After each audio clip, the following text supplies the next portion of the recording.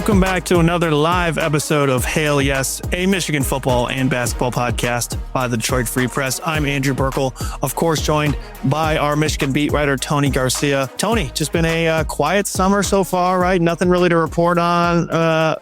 Not so much, right? Yeah, as always, right? When we were talking pre-show, it's kind of par for the course with the way things go and have gone in my time on the beat at Michigan. I'm going to be entering year 5 in football season, which is coming up sooner than I care to admit. A week from tomorrow. No. 2 weeks from tomorrow. Ooh, that's even better. 2 weeks from tomorrow, I will be in Chicago for Big Ten Media Days.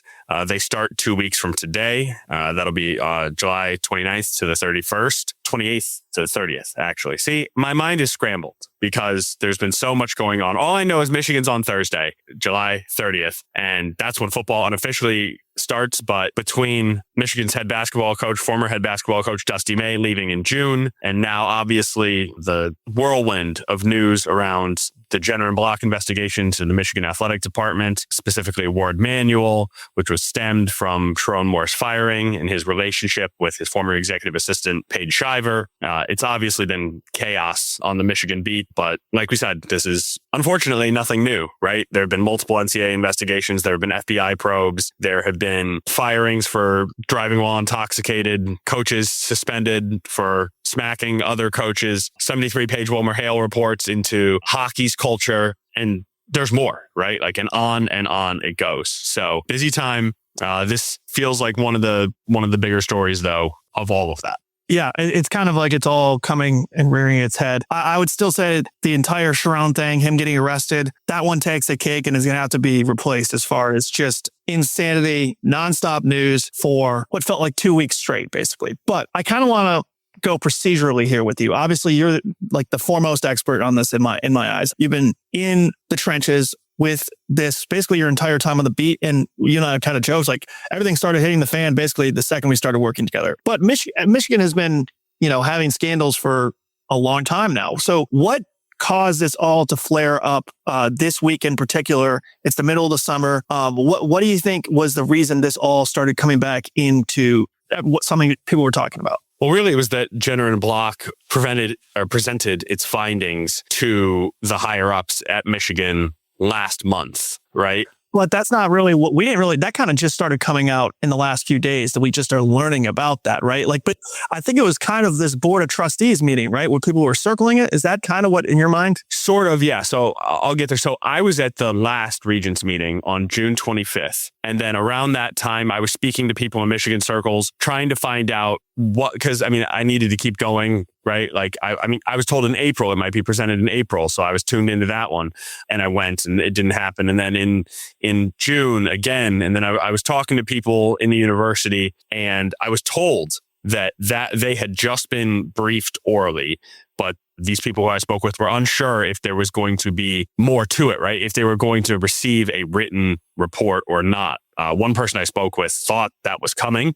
We'll get more into later of the issues of how during this $12 million investigation, there is no written report and sort of the problems with that. At least to this point, there's not. And I'm not catching wind that there's going to be one. And that's pretty intentional, right? But with this Board of Trustees meeting happening, or Board of Trustees, with this Board of Regents meeting happening tomorrow, I think a lot of people thought that, I think other people were starting to get wind. And I was not holding this by any means. I was waiting for an actual report, right? Because I was told, yeah, we've been briefed on it and we think more is coming. Then I leave for a week on my honeymoon. I know that's neither here nor there, but that's why I'm not following up day by day. And then I get back and still nothing, still no report.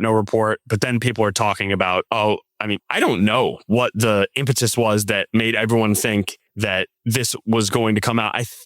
If I had to, I don't like to use the word guess, but my suspicion is that there was a national outlet. I was speaking with some attorneys and a national outlet, some of the details of what was orally briefed so there was 2 separate briefings, right? The regents, the president, and their attorneys are in one briefing. Warde Manuel, his staff is in another. And some of what the details that were told to these individuals got out to a national outlet, which I'm now putting together and I'm not reporting this. I believe it's the Wall Street Journal, because they had some of these details that other people did not have, right? And that would just jive with sort of the things I heard about who was asking me questions to these attorneys and so on. And so people started hearing that a national outlet was going to be publishing some of the findings because they were told about what happened in this written report.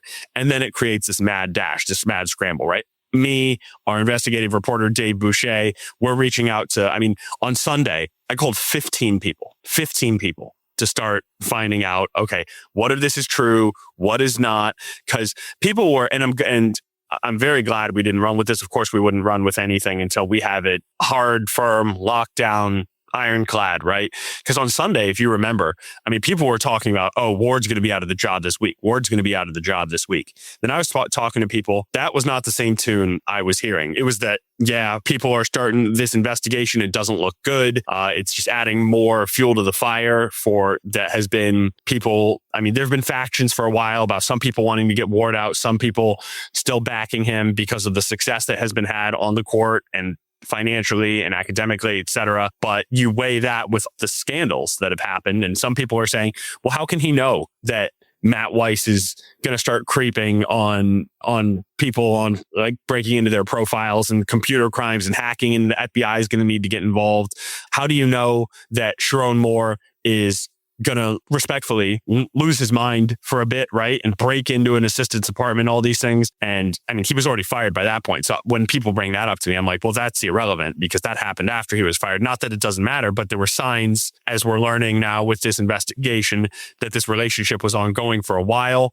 Maybe there was not hard and fast evidence, as in somebody catching them in the act of doing something that would be a relationship. But there's reporting, or this investigation has uncovered, and it was the Wall Street Journal who reported first that Warde Manuel told Sharon Moore not to travel with Paige Shiver, his executive assistant, who they were the two obviously having the affair ahead of the 2024 season, right? And I was told that by someone as well that did happen. That was one of the findings from the report. The Athletic is reporting that there was an HR complaint that was filed from inside the building after Sharon Moore and Paige Shiver had been working out together, right? So it's that the details of this, it's not an alleged affair, they both admitted to this affair that was happening, right? This investigation was who knew what and when, right? Warde Manuel came out after, and I had spoken to him, and he had gone on record saying that, I think one of the words he used in an interview was he felt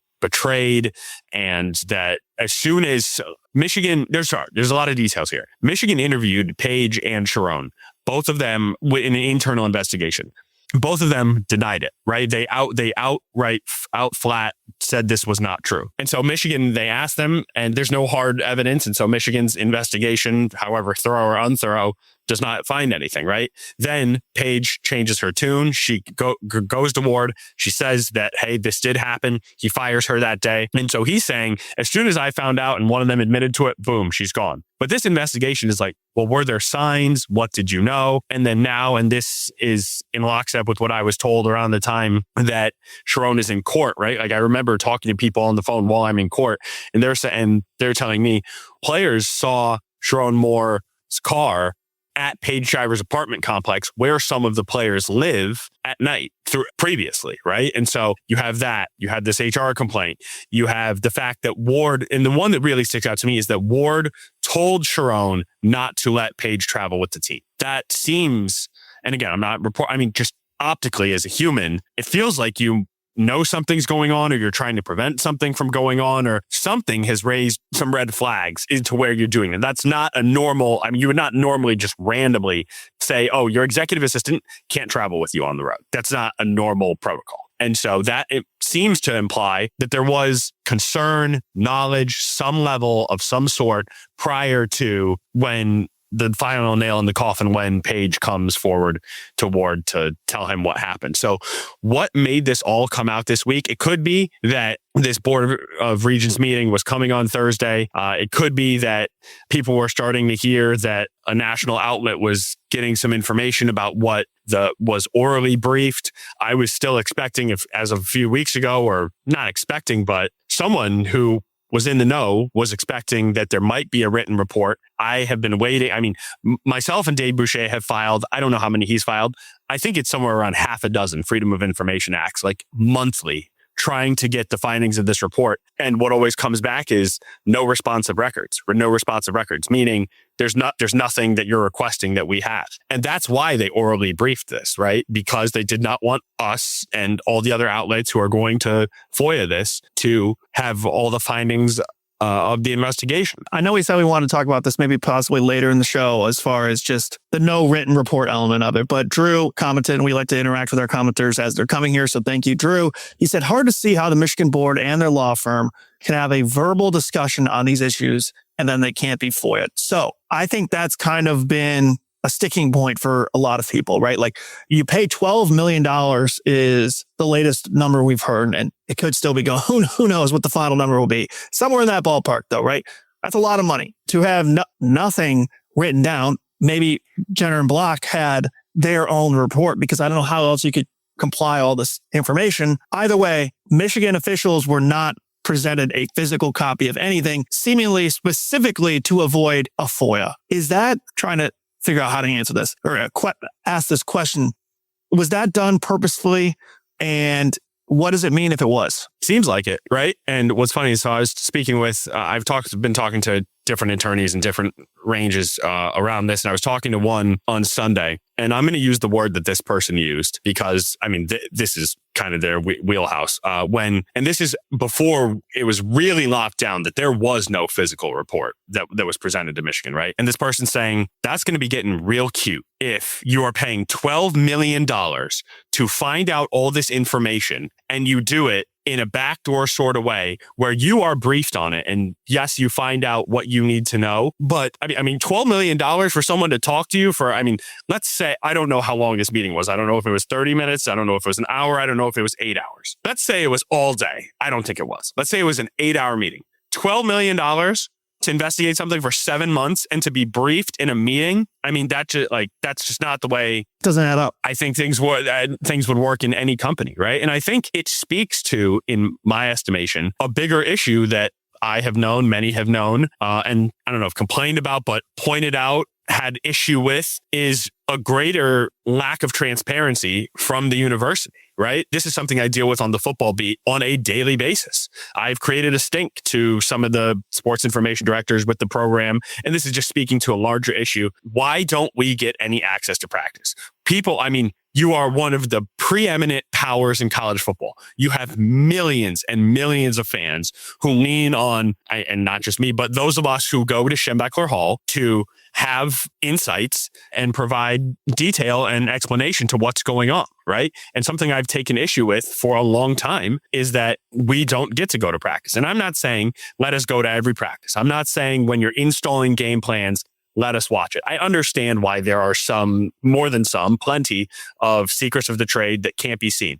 But the fact that we don't get access to 15 minutes of practice once a week, and they do it during bowl season, right? And when they have to, when they're obligated to let us view practice, they'll give you a 15-minute window and they'll 30 minutes sometimes, and they'll make sure they're stretching. They'll make sure they're doing individual drills. They're all separated, right? None of this. And as soon as they start team activities and everything comes together, they usher us out, right? And you can understand. But they won't even let us into practice for a little bit to get a head count of like, oh, this running back group, like this looks a little thin. Where is he or where is he not? Right? Like I'll go back to last year when Justice Haynes broke his foot. And I think we were pretty much the first ones to report that it was a broken foot because I had been told that from two people who I trusted. But we had to wait until that happened on a Saturday at Michigan State. Nobody could confirm it until truly with their eyes until the following Saturday when, I think it was Purdue,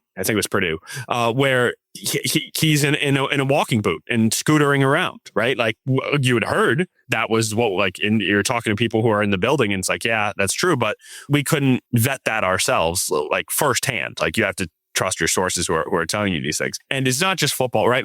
It's just the greater ecosystem of how locked down things are at Michigan. And the real reason it's a problem is this is a public institution. Taxpayer dollars go to fund, that's not all of it, it's a small portion of it, but our taxes, my tax, I live in Ann Arbor, my taxes, the taxes of all my neighbors, go and fund, and across the state, go towards the University of Michigan. Same with Michigan State University, right? So there's an obligation for public universities to provide transparency as to what's going on. Certainly with investigations that cost upwards of 8 figures, right? And so I think that's the real rub here.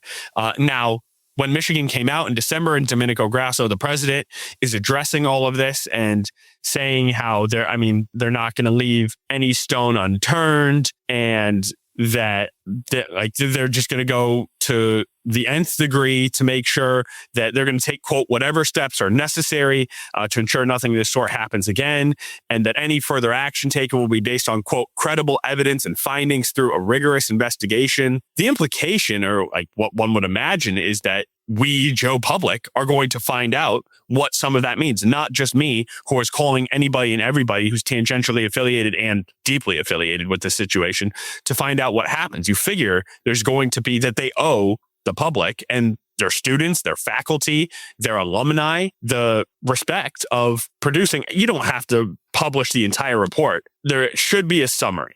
At minimum, there should be some findings. This is what we found. And you don't have to say what your decision is going to be or why, but there needs to be more transparency than nothing, which is what there has been until I found out, and everybody around us in my circle and those of us who do this for a living found out that all there is this written report. And so we need to start digging on what is in this written report. And a lot of people don't want to talk about it because there's factions in the university. Some people have wanted Warde Manuel out for a long time. Others have supported him. This is kind of a final nail in the coffin. And others still, I've been told Domenico Grasso still wants Warde there. And so, there's all these different camps. So different people who are going to tell different people different things for their own agenda. And there's a lot going on, right? Like, so is it like, yes, right now, Michigan, there are talks of a buyout happening for Warde Manuel.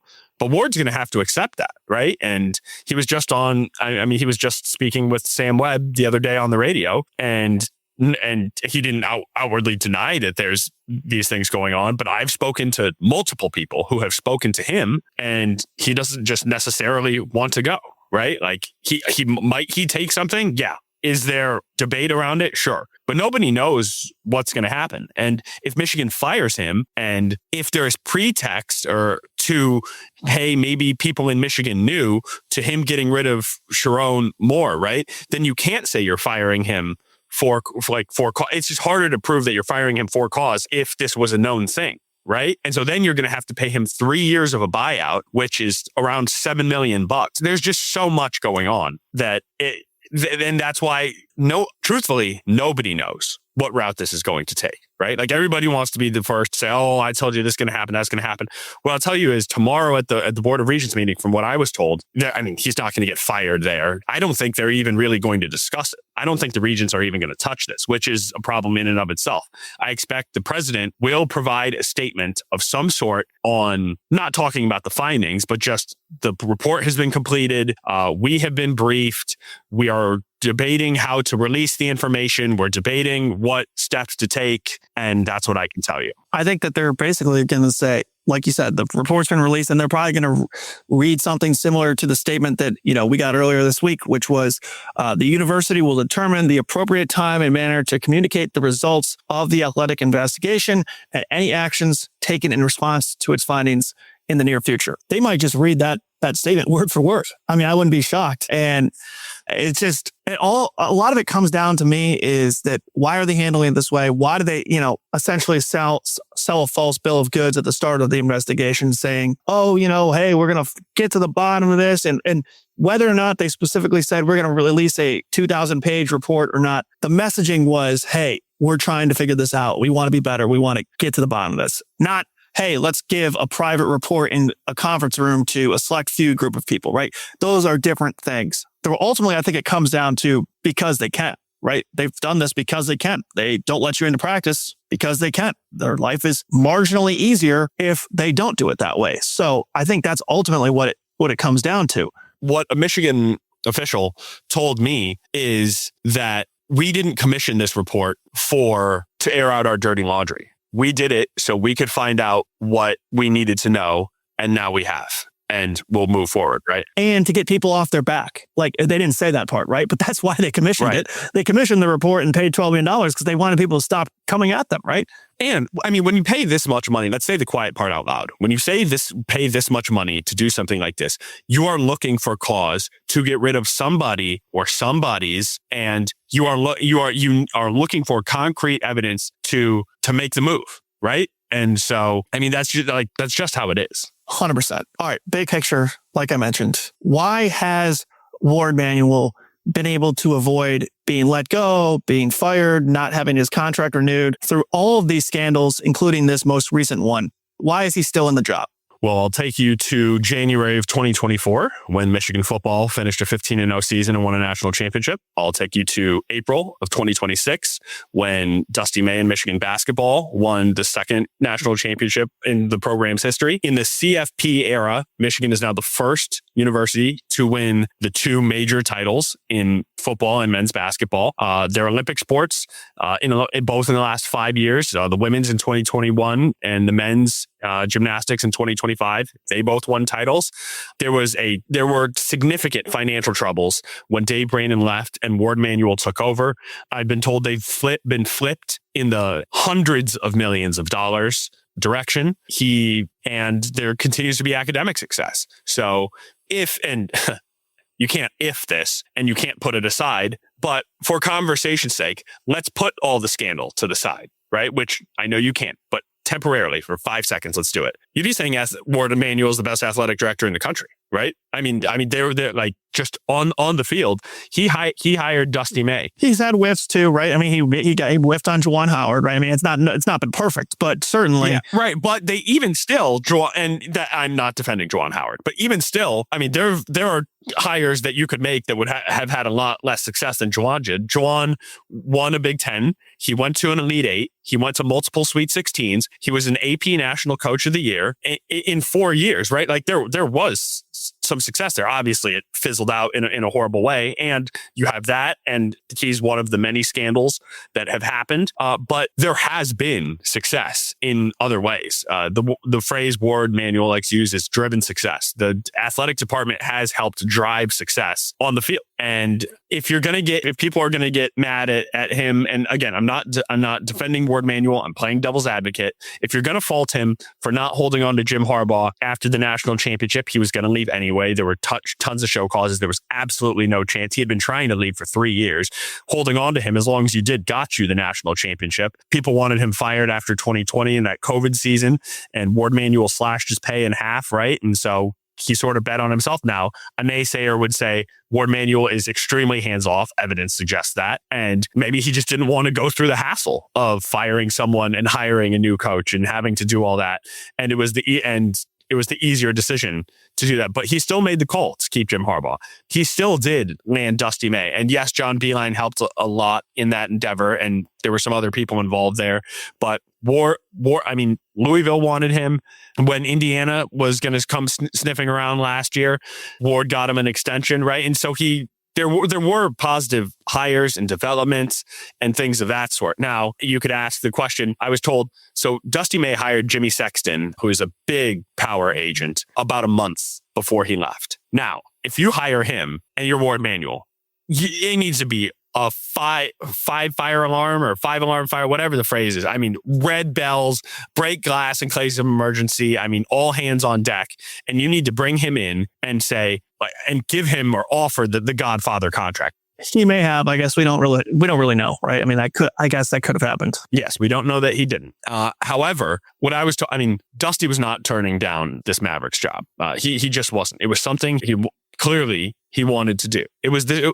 Money was not the reason he did not stay at Michigan, right? And so for every argument you can make one direction, there's another that you can make in the other. And so there has been a ton of success, even through the fault, like talking on the field, even through the faults of not holding on to Jim, not holding on to Dusty. They both won national titles. Hockey hasn't broken through. They've gone to 4 Frozen Fours in the last 5 years, right? Those are your 3 most premier programs. Yes, he couldn't hold on to Eric Bakich. Clemson is a better job. Clemson is after football, baseball is pretty high up there in their pecking order. Baseball is an afterthought at Michigan. It just is. And even still, he hired Bakich and they went to a College World Series. And so, I mean, there has been success in a lot of these programs. So that's how you stick around through all these scandals for so long. Yeah, I think that's accurate. I don't think anyone would disagree that there has been successes. But I think it's a little more complicated than that because there's other athletic directors who have had success and, they get the hook the first time things go wrong. So let's take a quick break. I wanted to ask you some other big picture questions and we got some comments too coming in. So we'll get to those right after a quick break.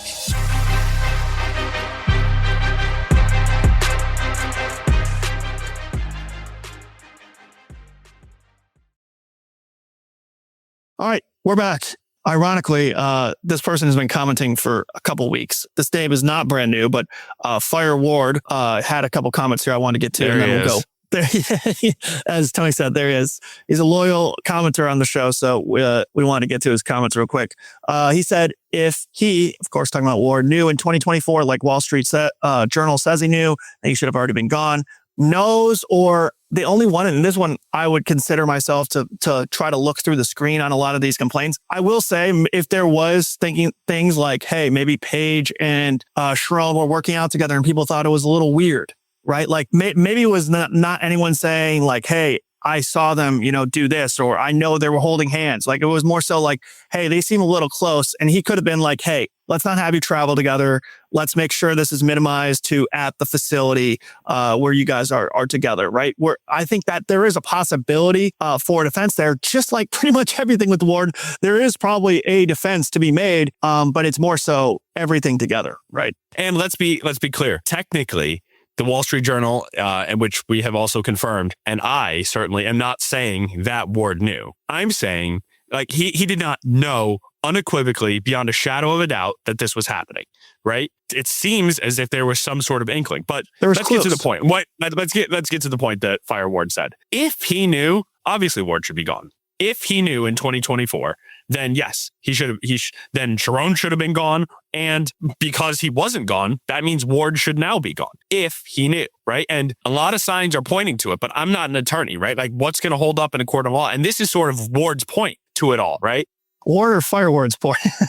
No, Ward, Okay, Ward, the Ward. Just clarifying. Yes. This is his point, right? Like, and he's said it multiple times. If there's no evidence, not an inkling, not a rumor, not a strong suspicion, evidence. If you fire someone and say you're wrong or you don't have evidence, I mean, that can open yourself up to a lot of legal trouble. They would have to pay Sharon's entire contract plus more. Yes. And so they're good at the plausible deniability. I mean, you have to give them that. And so the point remains, if he knew, yeah, I don't think anybody around Michigan liked what the investigation found. Fire Ward's other comments for the podcast listeners, he said they didn't release it because they didn't like what they found in the investigation.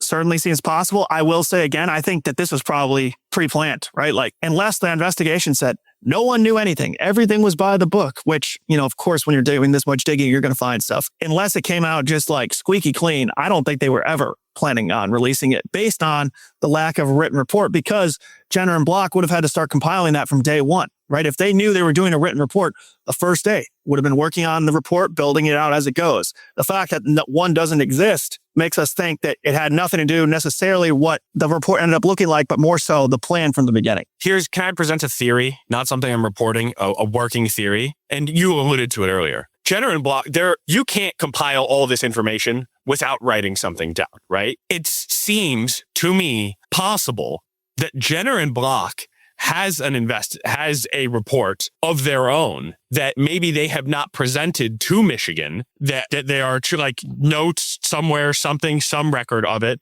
that they are not. I refuse to believe that someone came in and had like a notepad look like this and was like, all right, here we go. Like, even then that would be some, like, you couldn't do that. Because you can't FOIA it from the law firm because they have attorney-client privilege.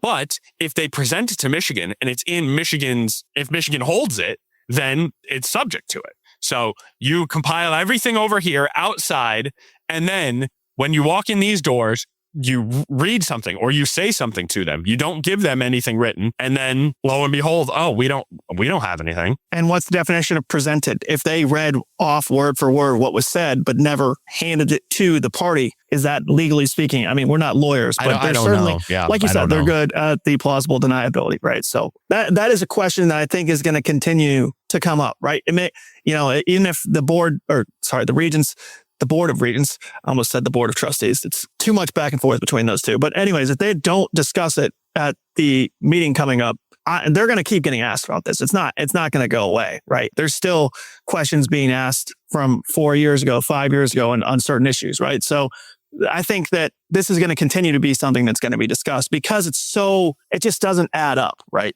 Yeah. And on top of this investigation, maybe this is also part of the answer to one of your initial questions, Andrew, about why this, why now, right? Well, Paige Shiver just sued the university for exactly this reason. And what we're talking about, saying that Michigan hid evidence this is actually Chris Partridge's. I have multiple stories up, but Paige and her attorneys are suing them for hiding public records, right? Like, which by not making this available. I think I have a quote on my notes here from her attorney. Andrew Stroth said, this public university paid Jenner and Block $12 million to investigate the Sharon Moore scandal and abuse. Title IX and Title 12 violations and those violations within the athletic department in Schembecker Hall, yet now refuses to release the investigation findings. It was important for our client to file this initial FOIA lawsuit to ensure the truth and the facts comes out,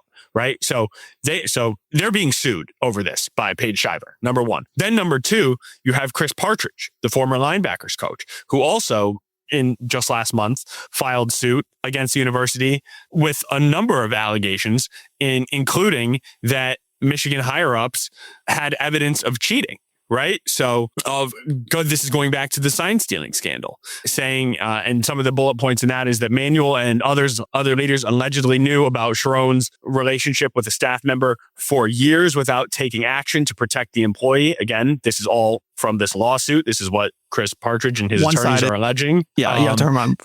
It says former university president Santa Ono allegedly hid key findings of a private law firm's investigation into former assistant football coach Matt Weiss, and so that they knew about this. The university's private investigation allegedly looked into more than the conduct for which Weiss was criminally charged. And this lawsuit states that it, quote, found evidence of an advanced scouting scheme that went beyond former football program staff member Connor Stallions and involved one or more members of the football coaching staff. Ono allegedly directed a handful of, I'm saying allegedly, but the lawsuit is saying that this happened. But for our purposes, Ono allegedly directed a handful of key people, including Manuel, to take no notes or record any other records of their meeting with the law firm when presented with the findings of this Matt Weiss investigation, right? So there seems to be precedent for making sure you don't write anything down, don't have anything FOIA, just talk about it. You can't FOIA a conversation. And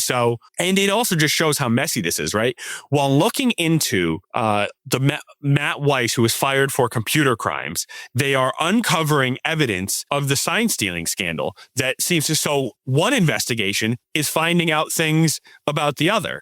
And to take it a step further, it also has allegedly says that Manuel and others knew about Sharon's relationship with a staff member for 4 years.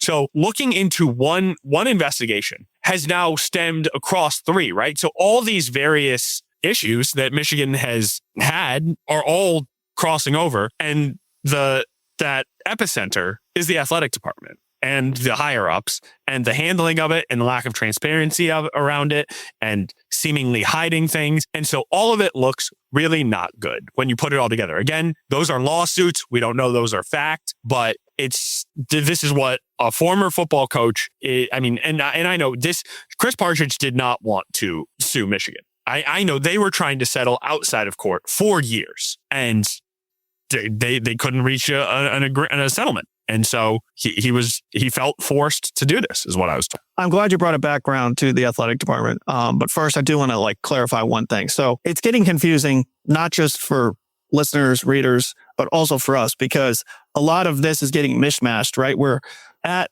the time that this Jenner and Block report, oral report, was supposedly coming out, and there's news about it, Partridge also files this lawsuit that has new information about the sign stealing scandal, and they were looking into this but found this. You have to figure that some of that was also going on with the Jenner and Block situation, but this was a separate thing that he was saying that that wasn't the Jenner and Block investigation that was looking into Weiss and found the sign stealing, right? That was a separate thing, correct? No, that's the FBI. Okay. That makes sense. These are separate. These are separate. So Jenner and Block conducted two sort of parallel but related investigations. One into Sharon's affair and what happened and who knew, and one into the athletic department culture in general. The FBI was investigating, and that's not what this is.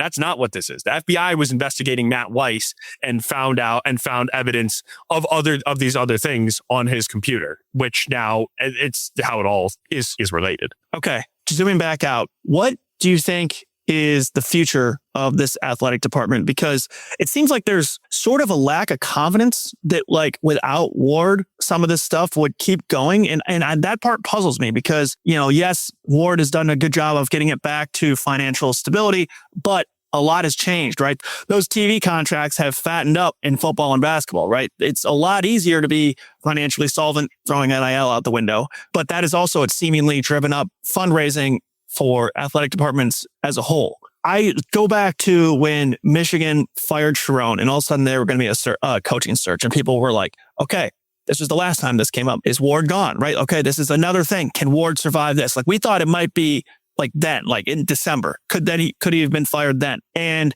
some of the sentiment was okay, well, we got to hire a football coach, right? That, who's going to do that? And I feel like there might be somewhat of a power vacuum that Warde either has created or is conveniently benefited from in the past, that there has not been someone who could be even at MSU, look at just up the road, it seems like this is crazy, all this is going on, but MSU is having their own issues where all of a sudden Jay Batt is down in Kentucky. He's going up to the building every day, but seemingly he left and they're like, oh yeah, just put in Palumbo. He'll do the job, right?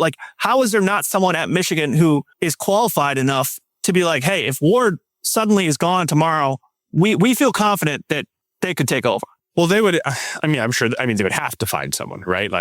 In the interim capacity. But what's complicated this, and the phrase you used, I believe is apt, is the power vacuum. And it's because Domenico Grasso was supposed to be an interim president. Michigan had hired Kent Severud from Syracuse, the former chancellor, to take over.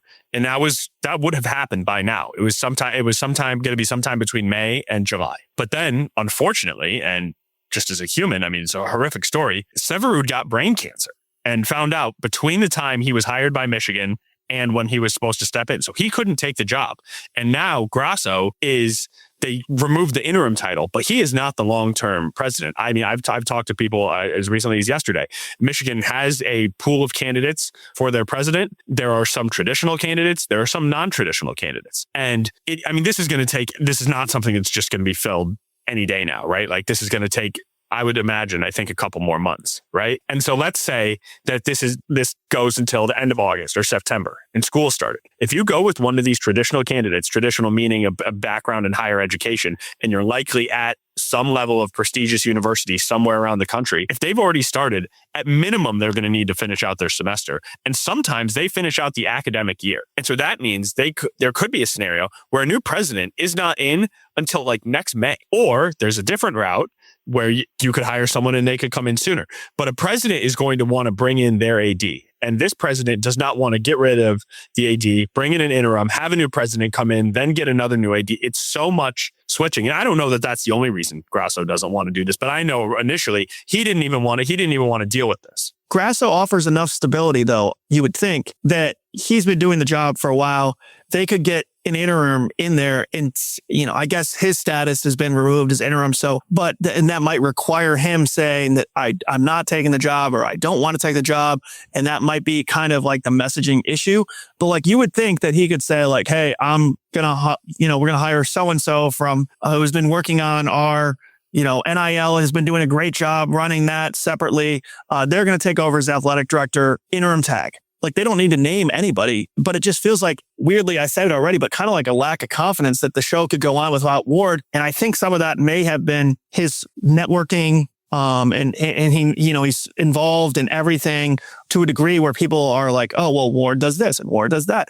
And I don't think he survives this many different scares if he wasn't actually good at doing that, right? Like, this isn't a fluke. No, they're not all flukes. Like, maybe the current presidential situation is a bit fluky, but I think the point I'm trying to make is that I think some of this has been skill by Warde in surviving and in creating an environment where he is the lone voice who can help, hire a basketball coach and help hire a football coach. And, it just, he keeps being the one who they're like, well, we can't get rid of him now. And I think that is a skill that he has brought about. Yeah. Well, the cynic in myself or in some might say, and I mean, others have said, and I'm not, whatever. I mean, the cynical side, if you wanted to look at it this way, is that, and it's kind of an uncouth phrase, but here it is anyway. The phrase is that theoretically, Warde knows where the bodies are, right? Like, you better be careful if you get rid of Warde, because if he has all these scandals, what else is he going to uncover, right? And so getting rid of him. Well, guess what? That's why they're talking about buyouts and not firings, right? That's why they're talking buyouts. Which would likely come with a non-disclosure agreement, very likely. And so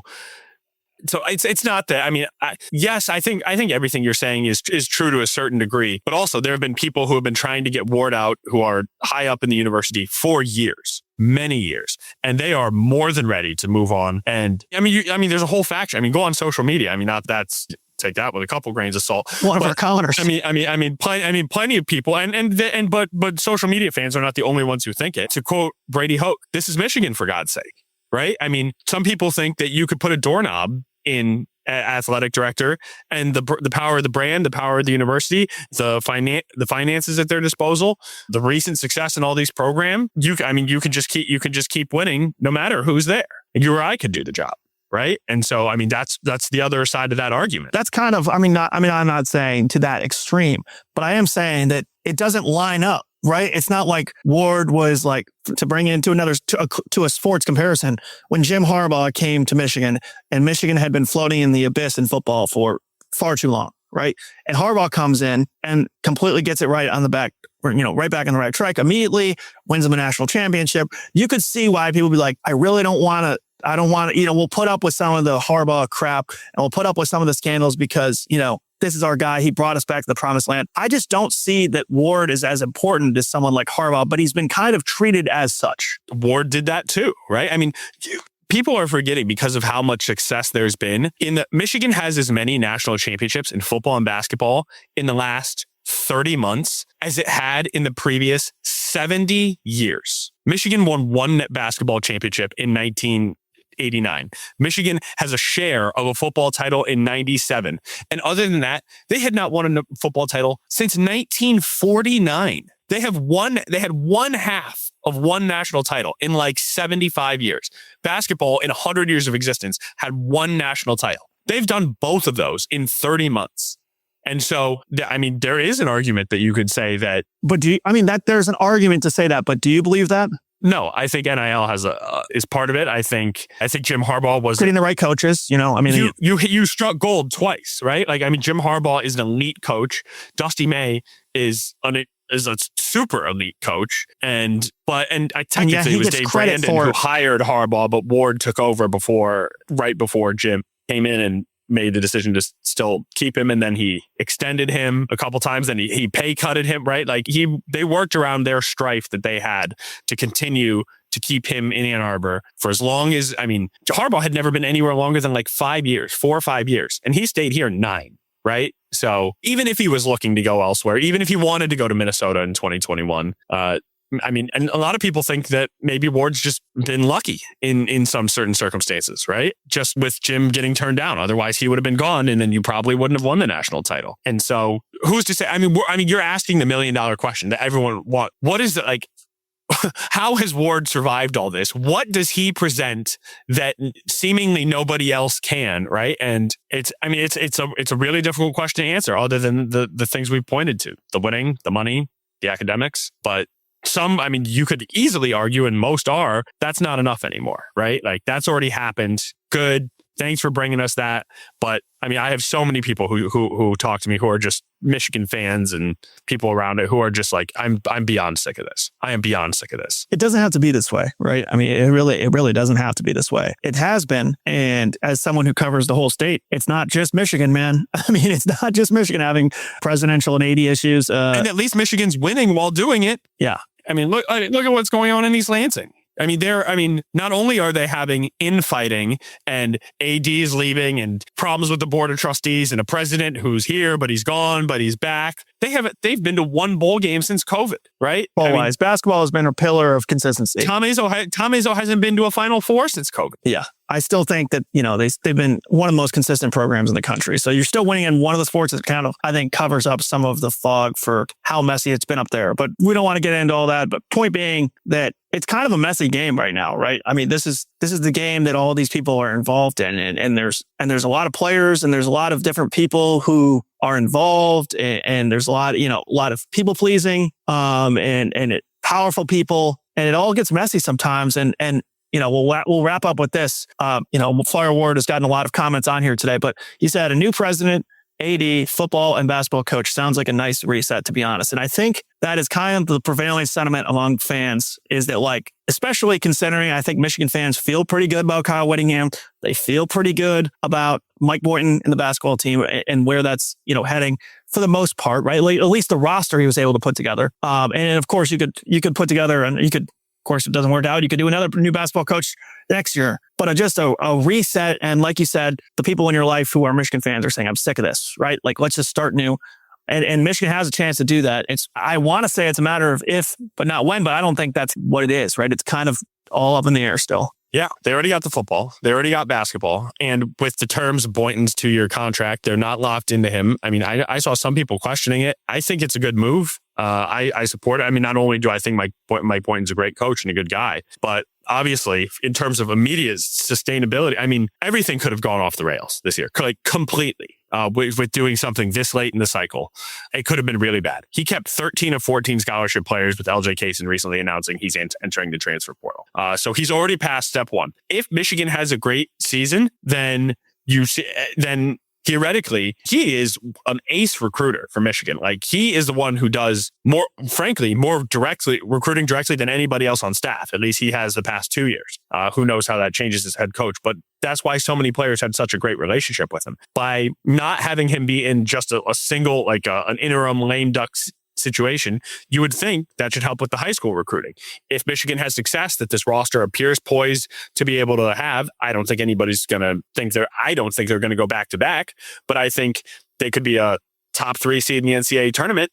I think they could flirt with a run to the Final Four. I think they will be certainly in the top third, maybe the top 2-3 teams in the Big Ten. If things break right, if you over exceed, I mean, they could win a Big Ten championship. Absolutely. And so with all that, then you'd have some stability in basketball and some reason to feel good moving forward. A new president is coming. That's not if, it's when. Ward is the question mark. I was on a radio show this morning and I was asked the odds that they were signing off. They're up against it. They're 15 seconds.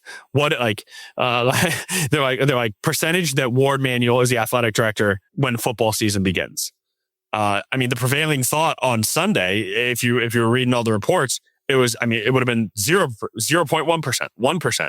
I think it's 25, 30, 50. I don't know. I think there's a chance. I think there's a chance. I think it's going to take some time. I mean, he might even want, if it's a buyout, both sides have to agree. And if he doesn't want to go, unless they're going to fire him, and then the whole for cause, not for cause, it could get messy. Now, I say all this. Could he agree to a buyout next week? Yeah, he could. But do I think that for sure that's going to happen? No, imminently? No, I don't. A lot to watch, a lot to pay attention to. Tony is on top of it all on freep.com/sports on our podcast here at Hail Yes. I imagine we'll be coming back. You're going on vacation, but you'll be back next week, right? Yes, I will be. I'm sure I won't be disturbed or tapped on this vacation at all. And no I know chance. It seems like it's been a lot of vacation, but this is supposed to be the off season, right? You schedule them this time of the year. Yeah, because I'm working every weekend from mid-August through April. So May, June, and July, try to get away, but comp time, baby. Yeah, but then you get a coaching search and another scandal investigation, findings of sort, and it's chaos. But point being, we'll be around. We'll be around. We'll have you covered. Check out Dave Boucher's stuff too from the news side. He's all over it. A great partner for you. I love working with Dave. He is a beast. Man, he's awesome. He's a beast. He's great. So check out his stuff. Thank you to our sports editor, Ryan Wynn. Thank you to Robin Chan, the editor of this podcast, helps us set up all these things. Thank you to Nicole Avery Nichols, who makes it all happen for us here at the Freep. So with that, we'll catch you guys soon here on the podcast, and stick with us for a lot more coverage of Michigan athletics and everything that goes down.